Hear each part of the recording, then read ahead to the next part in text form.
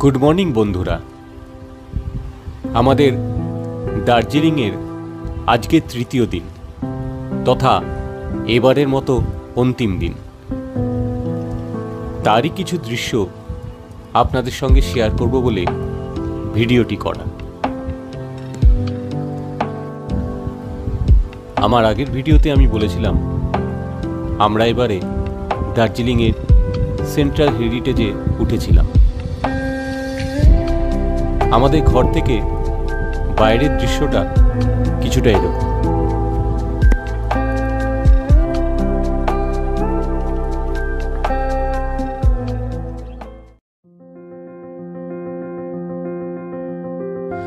Check আউটের time হয়ে গেছে, তাই আমরা রিসেপশনে লাগেজ রেখে চলে গেলাম মেলে কিছুটা সময় কাটাতে।